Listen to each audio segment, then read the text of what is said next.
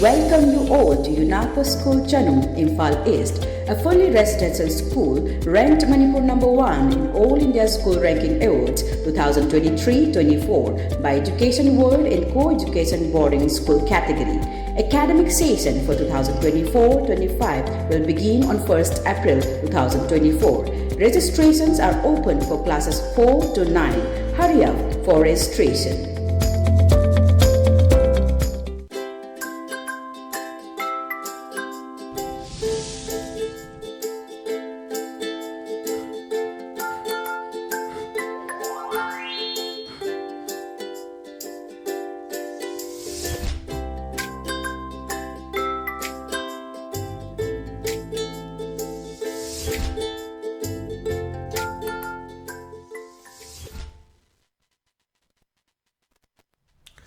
Good afternoon, ELITETV ki test of cartoon ki mahau meng ta brief su Muhammad Taram Muchari maru ngasi infala phongba pause singi cartoon singda cartoonist na kari haning liba kari phono liba kari wakal khalang ni babdu ai meyam da sanonga thamjage ahal model khot sake sanga express ki onthok panida hajda onthok panida hare ba khoi cartoon si jeng view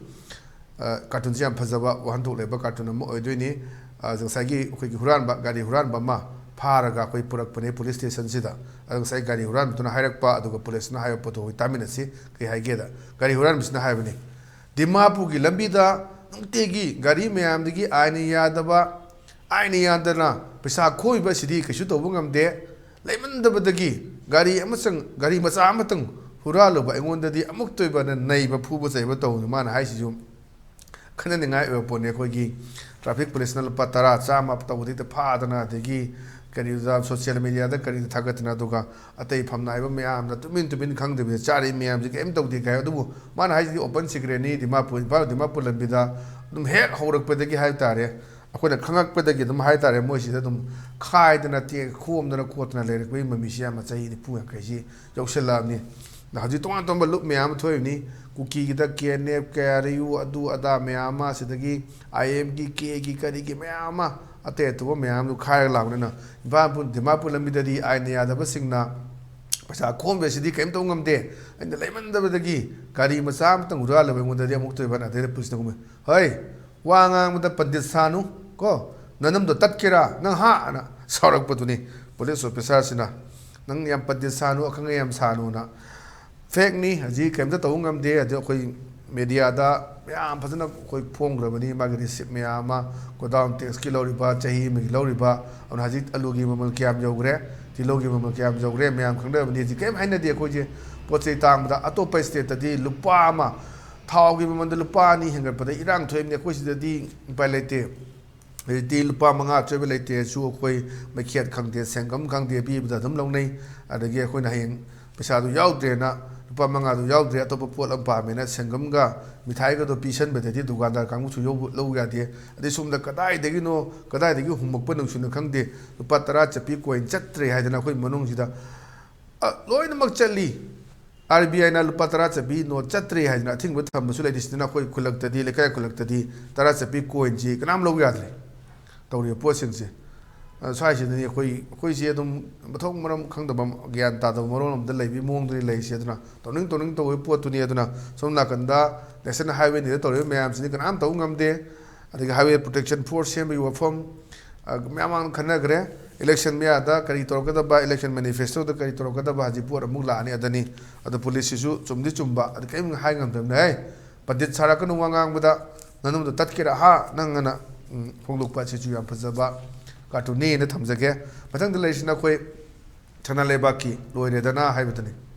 loire dana sida khoi ahal ani ka warai sana bani kamai sana ge da election lak labani na lan inkrani sini the pm na harak ba halamna da halam ni khume khangdre da vote bu khoi na thada ga dori bra natraga amadu na thada ga dori bra sini amadu na thada ga dori bra si wang yam lei wang ni khoi ching da di election da te selection ni haibaduni adu handak ton ba election electorate roll phong bada doubling chatpa meyam adi ya wana khoi khaido rakhibani ching da ju thada chatpa dagi simultaneously tawdabani na tamgi loiraga chinga tawna chinga dui khudong chaw meyam khoi general election de dim phangmo meyam yawi adubu lakadar ba handage parliamentary gi mikhal sidadi kamai tawgadage kuchukulai pai meyam su loni yam khatnare hajikse aduna cheng da su tam da su ani mangni toriyo meyam adagi oza pharaga pugiba adagi migi gari laaga pugibagi mayam si tahaidaba oidaba mayam ama Manipur si karam film de lerige se dunia duna boat sibu moina thadaba phangadoribra phangoidora amaduna thadadure si yamna chauba an manungda akhoi wahang ama hanga poni awna ko election city tauna ba khoi lemak nigri takhat nagare lan tori gai loi kokthong nagare abji public meeting da karida mayam gi function da karida mi siam ten be henganare aduna yengsi haibangam de kari thokadaba tawgadari film se dai thamjage mathang da larisina khoi pona phomgi balo he haibaduni balo he sida akhoi machane pisna khanglaw lorakpani mapa je khangdoini baba lohongba yethokro phijanga amata khanba yadre hairena hajisi wamana tangkum manga dagi akhoi phijang khanba kari tawba cake katpa kaido mayam si akhoi tingbagi wafam du leine na akhoi sisu ka henjenba khara yarokpagi mami do tabaduni akhoi chanebi nataba akhoi luhongba thilakpada bambula thajilakpa adagi somna kana torisi luhongi ngaida luhongba loiga kudo hopo loraga lei pisan bagumba adagi thaban chongjen bagumba mongmai da mata do mayama oko sakhoi khanai duni khoi ten house toba photography toba mayam sidagi hingba mayam su leiri badure dubu khara henjen ba khoina kano su mangari semana etho kurai je phijang khandragadi luhongoi ka haibu gumba jigi mayam ma khoi gi haijing potta karira tongdari mayam je ke kaktang rakpa mayam aduga middle class ta leiba kangbu sing si adu ngamaktaba mayam ni si tori sing si adugi adu mayam na luhongna bo honarakpada mando khanbada pisai am changakpa madugi factor mayam su leigre hoi angam makara torosu chanabi haiba ma lei adu chanabi leiraktabaduni mina am chawna luhongjabada madu ko thengbe yaro nang chawna luhongganu haiba ma adu natabida hoi henjen ba ka hen ba chanabi gi wang da lorok pastani hoi wamana ga tore mayam sing si adu fajana wari chanaba changi leiriba photographer gi leiriba kangbu sing videography toriba mosu maduni hingjari bani amram da koi ten house toriba mayam madu hingjari kadai phawda kamaina toragadi hengna changdabida mayam haji poloi gi kebda sumangare haji lupa lising yankai la ama makeup artist ki mayam sanari mo su mayam hingi maduni hingdari bani adu ngamakta mayam yengbiyo nupi sin tawkanda makeup ki kari gi to poloi gi tawda lising yankai si lowest ni ahan ba poloi adagi second setluba kaina adagi ahan ba tawbiu kai mayam lei pone duna mina tawbasing do tongning pochu yaw ba duna uchek mahum achauba gina achauba sajakadabni machana machagini adu maduju karok mi koiba kobunina mina tawnari bisu pamakpa mayama madu ningba kairakpadi hajiksi jumpan ba khangdaba nupi mayam su leire chaini phuki mathakti hanba chai yakai sujalakpa madugi adongba nupa da su yawri pesa puthokpa ngamoidabagi wafam mayam koi hisab ta koi gi social media ga tongnai duni sina luhongba mamanaba lakpagi party haijing pot ki adagi luhongba gi kaina mamanabi gi gari adugi board gi gari ningu mangani chakobagi pibagi pesa mayam sum mayam sida mayam si awaba thengnaba adagi lan marak oiba sum mayam si yawi maduna tana factors yam leire duna phajana tanami nam changi kamai tawsige khoi si amasu hingdaba yade amasu hingdaba yade pulap dasan minara kanda akuna sigi re sibas mai average da leire si sina smile laura si haibna chingba mayam dina duna sigi dagi tawtholaktana mayam si aziki leibham leirakta mayam sina khoi community de holong hol da hongakpa adagi community hall su phangjan da ba yarakpadi upai letana khoi hotel da hongakpa mayama tawba leiriba chanabi su mangsil apagi mong su leibu ui ana kara area da kamai tawsige akhangai mayama aduga leiriba sigi sinpham sida thabuk thujari mayam siga su punna tanaminara kanda wafum phamina kara buk tawsige aduga lepthokpam changi aduna ni sai sida amaga pau phanu walpadagi lana he chanagi ba yabam wa su oirakpa yaduna punna phaminara kanda akhoi si tawba ten house ni si tawba photography ni si tawba poloi ni si tawba haibra sing basing je phaminara lai magi association lai basing aduga phaminara kanda tanamina ba mathau changi tungkoina chanaba yagadaba pot amsun maduni adani haji lai se baba lohongba ye thokro pijanga amata khanba yadre na haji pijangda khalisidi ya paja paja tawnagre aduni awna pesa paibna tawdu da khuna madugi miyebagi magi right ni adudi mu adu tawba yaro na mu thingba yaro duni aduna so asam luba situation amani and pap tam da mathau tai hedana ai thamjage mathang dala sina khoi heran pawgi as loire habduni sasu dum luhongbagi da base tawne na khalli aina tawjari si aina khanjabada mana apik pana achauba mahum saningba adi mayam se arang arak tawda sisu decoration mayam tawre ai apik pani kaungare ꯄꯤꯛꯄ ꯏꯀꯥꯏꯅꯔꯦ ꯌꯥꯝ ꯆꯣꯡꯕ ꯃꯐꯝ ꯂꯩꯁꯤꯃꯗꯤ ꯑꯩꯈꯣꯏ ꯑꯄꯤꯛꯄꯅꯦꯁꯦ ꯑꯩ ꯁꯨꯝꯕꯁꯨ ꯃꯉꯥꯏꯔꯦ ꯑꯩꯁꯨ ꯀꯩꯒꯤꯗꯃꯛꯇ ꯑꯩꯈꯣꯏꯒꯤ BMW car ꯀꯩꯗꯧꯕꯩ ꯊꯧꯅꯤꯡꯉꯣꯏꯗꯣꯏꯅꯣ ꯑꯩꯁꯨ ꯀꯩꯗꯒꯤ ꯄꯥꯎꯃꯤ ꯑꯣꯏꯔꯒ ꯂꯩꯒꯗꯣꯏꯅꯣ ꯃꯥꯒꯤ ꯁꯤꯟꯐꯝ ꯃꯌꯥꯝ ꯑꯗꯨꯅꯤ ꯗꯥꯛꯇꯔ ꯉꯥꯛꯇ ꯂꯩꯒ ꯇꯥꯔꯗꯤ ꯏꯟꯖꯤꯅꯤꯌꯥꯔ ꯌꯥꯎꯗ꯭ꯔꯒꯗꯤ ꯀꯃꯥꯏꯅ ꯁꯥꯗꯣꯏꯅꯣ ꯑꯗꯨꯅ ꯃꯥꯒꯤꯅꯤ ꯗꯥꯛꯇꯔꯁꯨ ꯏꯟꯖꯤꯅꯤꯌꯥꯔꯁꯨ ꯖꯔꯅꯦꯂꯤꯁꯁꯨ ꯀꯟꯇ꯭ꯔꯦꯛꯇꯔꯁꯨ ꯃꯤꯅꯤꯁꯇꯔꯁꯨ ꯃꯥꯒꯤ ꯄꯣꯠꯇꯣ ꯂꯩꯕꯅꯤ ꯑꯗꯨꯕꯨ ꯑꯩꯁꯦ ꯍꯥꯏꯖꯕꯗꯣ ꯎꯆꯦꯛ ꯑꯆꯧꯕꯒꯤꯅ ꯃꯍꯨꯝ ꯑꯆꯧꯕ ꯁꯥꯅꯤ ꯃꯆꯥꯒꯤꯅ ꯑꯩꯈꯣꯏ ꯃꯆꯥꯒꯤ ꯑꯗꯨꯝ ꯁꯥꯅꯤ ꯑꯗꯅꯤ ꯃꯌꯥꯝ ꯑꯃ ꯇꯧꯅꯩꯅ ꯇꯧꯈꯠꯅꯔꯛꯄ ꯃꯌꯥꯝꯁꯤꯅ ꯃꯗꯨꯅ ꯑꯩꯈꯣꯏꯒꯤ ꯂꯨꯍꯣꯡꯕ ꯅꯣꯡꯉꯥꯜꯂꯀꯥꯟꯗ ꯄꯩꯁꯥ ꯊꯧ ꯂꯥꯛꯄ ꯃꯉꯥꯅꯤ ꯆꯥꯛꯀꯧ ꯂꯩꯇ꯭ꯔꯤꯉꯩꯗ ꯁꯅꯥ ꯂꯨꯄꯥ ꯂꯣꯏ ꯀꯥꯏꯕ ꯃꯌꯥꯝ ꯃꯥꯡꯗꯨꯗꯗꯤ ꯍꯦꯛꯇ ꯐꯖꯈ꯭ꯔꯦ ꯃꯥꯏ ꯂꯨꯍꯣꯡꯕꯗꯣ ꯑꯋꯥꯡꯂꯣꯝ ꯇꯣꯡꯕꯒꯤꯗꯣ ꯋꯥꯏꯈꯣꯝ ꯇꯣꯡꯕꯒꯤ ꯑꯗꯨꯒꯤ ꯌꯦꯡꯈꯣꯡꯒꯤꯗꯣꯅ ꯐꯖꯔꯒ ꯅꯨꯃꯤꯠ ꯃꯔꯤ ꯃꯉꯥꯅꯤ ꯍꯥꯏꯅꯔꯝꯃꯒ ꯑꯗꯨꯝ ꯂꯣꯏꯈ꯭ꯔꯅꯤ ꯇꯣꯛꯈ꯭ꯔꯅꯤ ꯀꯥꯎꯅꯈ꯭ꯔꯅꯤ ꯑꯗꯩꯗꯤ ꯑꯃꯨꯛ ꯑꯆꯥꯄꯣꯠ ꯊꯨꯡꯉꯤꯒ ꯊꯨꯡꯗꯦꯒꯅ ꯃꯌꯥꯝ ꯑꯃ ꯅꯨꯃꯤꯠꯇꯨꯒꯤ ꯇꯧꯕ ꯑꯗꯨꯒꯤ ꯐꯖꯩꯒ ꯐꯖꯗꯦꯒ ꯑꯗꯨ ꯃꯌꯥꯝꯁꯦ ꯍꯥꯏꯅꯔꯝꯃꯅꯤ ꯍꯞꯇꯥꯃꯨꯛ ꯆꯌꯣꯜꯃꯨꯛꯇꯤ ꯉꯥꯡꯅꯔꯅꯤ ꯑꯗꯨꯒꯤ ꯃꯇꯨꯡ ꯀꯥꯎꯒꯅꯤ ꯑꯗꯨꯒꯤ ꯃꯇꯨꯡꯗꯗꯤ ꯂꯨꯍꯣꯡꯂꯤꯕ ꯕꯣꯔ ꯀꯩꯅꯥ ꯑꯅꯤ ꯃꯃꯥ ꯃꯄꯥ ꯑꯗꯨꯅꯤ ꯁꯦꯟꯖꯥꯎ ꯄꯥꯏꯕꯒꯤꯗꯤ ꯀꯩꯁꯨ ꯃꯊꯥ ꯁꯥꯅꯤꯡꯉꯥꯏ ꯂꯩꯔꯣꯏ ꯑꯗꯨꯅ ꯁ꯭ꯋꯥꯏꯁꯤꯗꯅꯤ ꯑꯗꯨꯅ ꯑꯄꯤꯛꯄꯅ ꯑꯆꯧꯕ ꯃꯍꯨꯝ ꯁꯥꯅꯤꯡꯕ ꯃꯗꯨꯒꯤ ꯑꯩꯈꯣꯏꯒꯤ ꯊꯤꯛ ꯅꯦꯝꯕ ꯃꯤꯅ ꯊꯥ ꯂꯥꯝꯕ ꯃꯗꯨꯃ ꯇꯧꯗ꯭ꯔꯕ ꯑꯗꯨꯅ ꯑꯩ ꯑꯄꯤꯛꯄꯅꯤ ꯑꯩꯅ ꯀꯔꯤ ꯑꯣꯏꯔꯤ ꯍꯥꯏꯕꯁꯤ ꯏꯁꯥꯅ ꯏꯁꯥꯕꯨ ꯈꯪꯖꯕ ꯑꯃ ꯃꯊꯧ ꯇꯥꯏ ꯑꯗꯨꯅꯤ ꯃꯌꯥꯝꯅ ꯇꯧꯋꯦ ꯍꯥꯏꯗꯅ ꯍꯦꯛꯇ ꯇꯧꯅꯤꯡꯕ ꯑꯩꯈꯣꯏꯒꯤ ꯏꯔꯟ ꯂꯩꯇꯅ ꯁꯪꯒꯣꯝ ꯆꯥꯅꯤꯡꯕꯁꯨ ꯑꯗꯨꯝ ꯇꯥꯒꯅꯤ ꯑꯗꯨꯅ ꯚꯥꯞ ꯇꯥꯃꯤꯟꯅꯕ ꯑꯩꯈꯣꯏ ꯂꯩꯔꯤꯕ ꯑꯩꯈꯣꯏꯒꯤ ꯁ꯭ꯇꯦꯇꯁ ꯑꯩꯈꯣꯏ ꯂꯩꯔꯤꯕ ꯑꯦꯟꯚꯥꯏꯔꯣꯟꯃꯦꯟ ꯑꯗꯨꯒ ꯂꯩꯔꯤꯕ ꯑꯩꯈꯣꯏꯒꯤ ꯐꯤꯕꯝꯗꯨꯗꯩꯗ ꯃꯗꯨꯒꯤ ꯃꯇꯨꯡ ꯇꯧ ꯇꯥꯕꯅꯤ ꯃꯌꯥꯝ ꯇꯧꯅꯦꯅ ꯇꯧꯔꯀꯥꯟꯗ ꯃꯗꯨꯅ ꯍꯦꯟꯅ ꯃꯥꯡꯖꯕ ꯂꯥꯛꯀꯗꯕꯗꯨꯅꯤ ꯑꯗꯨꯅ ꯁꯤꯗ ꯃꯥꯅ ꯄꯤꯔꯤꯕꯁꯦ ꯑꯄꯤꯛꯄꯅ ꯑꯆꯧꯕ ꯃꯍꯨꯝ ꯁꯥꯅꯤꯡꯕ ꯑꯩ ꯑꯄꯤꯛꯄꯁꯤ ꯀꯥꯎꯅꯔꯦ ꯄꯤꯛꯄ ꯏꯀꯥꯏꯅꯔꯦ ꯑꯗꯨꯅ ꯆꯥꯛ ꯆꯥꯔꯁꯨ ꯀꯔꯤꯝ ꯂꯩꯇ꯭ꯔꯁꯨ ꯑꯗꯒꯤ ꯁꯦ ꯆꯥꯛꯈꯨꯝ ꯃꯤꯔꯥꯡ ꯀꯥꯔꯁꯨ ꯊꯣꯛꯂꯛꯄ ꯃꯇꯝꯗꯗꯤ ꯍꯦꯛꯇ ꯗ꯭ꯔꯦꯁꯀꯗꯤ ꯐꯖꯅ ꯅꯥꯞꯊꯔꯒ ꯊꯣꯛꯂꯛꯄ ꯃꯌꯥꯝ ꯑꯃ ꯑꯩꯈꯣꯏ ꯑꯗꯨꯝ ꯊꯦꯡꯅꯔꯤ ꯑꯗꯨꯅꯤ ꯑꯩꯈꯣꯏ ꯆꯐꯨ ꯃꯤꯔꯥꯡ ꯀꯥꯕ ꯂꯩꯇꯦ ꯍꯧꯖꯤꯛ ꯌꯦꯡꯉꯣ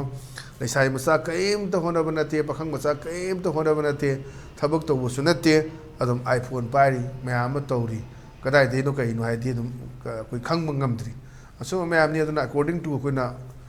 ꯀꯠ your cloth according to your cloth ꯍꯥꯏꯗꯅ ꯍꯥꯏꯕ ꯀꯣꯠ ꯍꯥꯏꯗꯅ ꯍꯥꯏꯕ ꯃꯐꯝ ꯃꯌꯥꯝ ꯑꯃ ꯂꯩꯅꯕ ꯃꯐꯝꯗꯨꯅꯤ ꯑꯗꯨꯅꯅꯤ ꯃꯁꯤꯁꯤꯗ ꯃꯁꯤꯁꯨ ꯑꯩꯈꯣꯏ ꯏꯁꯥꯅ ꯋꯥꯈꯜ ꯇꯥꯃꯤꯟꯅꯕ ꯃꯊꯧ ꯇꯥꯏꯅ ꯊꯝꯖꯒꯦ ꯃꯊꯪꯗ ꯂꯩꯔꯤꯁꯤꯅ ꯑꯩꯈꯣꯏ ꯃꯅꯤꯄꯨꯔ ꯅ꯭ꯌꯨꯁꯀꯤ ꯗꯁꯥꯅꯤ ꯍꯥꯏꯗꯨꯅꯤ ꯃꯅꯤꯄꯨꯔ ꯅ꯭ꯌꯨꯁꯀꯤ ꯑꯗꯨ ꯉꯥꯛꯄꯤꯒꯅꯤ ꯍꯋꯥꯗꯣ ꯂꯩꯔꯥꯡꯗꯣ ꯍꯥꯏꯕ ꯑꯩꯈꯣꯏꯒꯤ ꯅꯥꯔꯣꯟ ꯊꯧꯗꯥꯡꯒꯤ ꯍꯋꯥꯗꯣ ꯂꯩꯔꯥꯡꯗꯣ ꯍꯥꯏꯕꯗꯨꯅꯤ ꯑꯗꯩꯗ ꯁꯤꯗꯩꯗ ꯃꯥꯏ ꯚꯣꯠ ꯂꯦꯞꯅꯤꯡꯕꯒꯤ ꯁꯤꯟ ꯑꯃꯅꯤ ꯃꯥꯏ ꯅꯨꯄꯤꯗꯨꯅ ꯍꯥꯏꯕꯅꯤ ꯚꯣꯠ ꯂꯦꯞꯄꯤꯌꯨꯒ ꯍꯥꯏꯔꯛꯂꯕ꯭ꯔꯥ ꯁꯦꯀꯦꯟ ꯇꯥꯗꯧꯔꯕ ꯄꯥꯔꯇꯤꯗꯨꯅ ꯀꯥꯏꯅ ꯀꯅꯥꯅ ꯁꯦꯀꯦꯟ ꯇꯥꯗꯣꯏꯅꯤꯁꯦ ꯍꯥꯏꯕ ꯉꯝꯗꯦ ꯑꯗꯨꯅ ꯃꯌꯥꯝꯁꯦ ꯑꯗꯨꯝ ꯄꯣꯠꯁꯤ ꯅꯩꯅꯕ ꯑꯗꯨꯝ ꯌꯥꯏ ꯚꯣꯠꯁꯦ ꯇꯝꯕ ꯉꯝꯗꯦ ꯍꯟꯗꯛꯀꯤ ꯂꯥꯟꯁꯤꯗ ꯀꯃꯥꯏꯅ ꯇꯧꯕ ꯀꯅꯥꯗ ꯚꯣꯠ ꯊꯥꯗꯒꯗꯒꯦ ꯀꯔꯤ ꯇꯧꯏ ꯀꯅꯥꯅ ꯀꯔꯤ ꯑꯩꯈꯣꯏ ꯉꯁꯥꯏ ꯑꯌꯨꯛ ꯅꯩꯅꯕꯗ ꯌꯥꯎꯔꯤꯗꯨꯅꯤ ꯃꯤꯔꯣꯝꯗ ꯌꯦꯡꯕ ꯑꯃ ꯆꯪꯉꯛꯏ ꯍꯥꯏꯕ ꯄꯥꯔꯇꯤꯗ ꯌꯦꯡꯕ ꯆꯪꯉꯛꯏ ꯍꯥꯏꯕ ꯃꯌꯥꯝ ꯑꯃ ꯄꯥꯔꯇꯤꯗ ꯌꯦꯡꯉꯁꯨ ꯀꯩꯗꯧꯅꯤ ꯍꯥꯏꯕ ꯃꯌꯥꯝ ꯑꯃ ꯑꯩꯈꯣꯏ ꯑꯅꯤ ꯈꯛꯇꯅꯤ ꯀꯥꯗꯣꯏꯁꯦ ꯑꯅꯤꯅ ꯀꯔꯤꯝꯇ ꯑꯥꯗ ꯀꯔꯤꯝ ꯇꯧꯕꯁꯨ ꯉꯝꯃꯣꯏ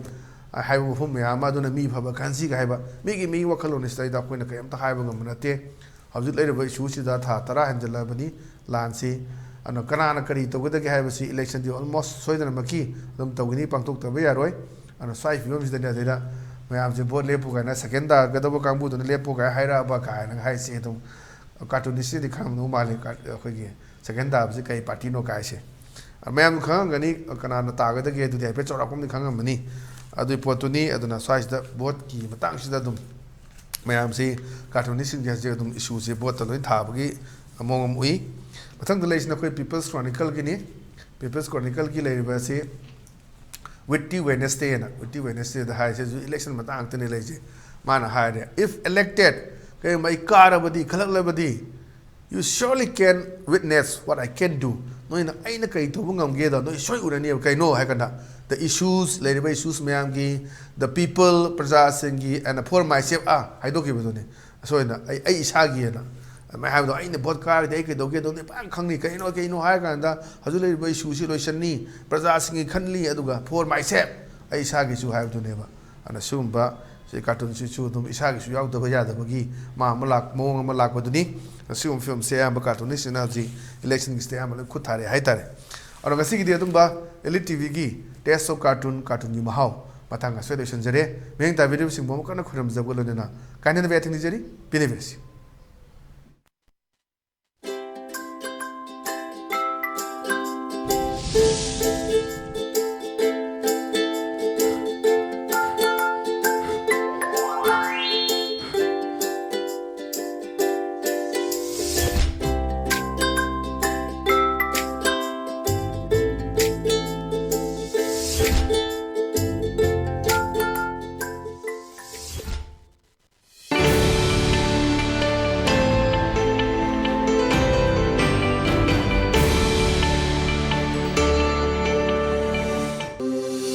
welcome you all to UNAPO School Chanum, Imphal East, a fully residential school ranked Manipur number 1 in All India School Ranking Awards 2023-24 by Education World in Co-Education Boarding School category. Academic session for 2024-25 will begin on 1st April 2024. Registrations are open for classes 4 to 9. Hurry up for registration.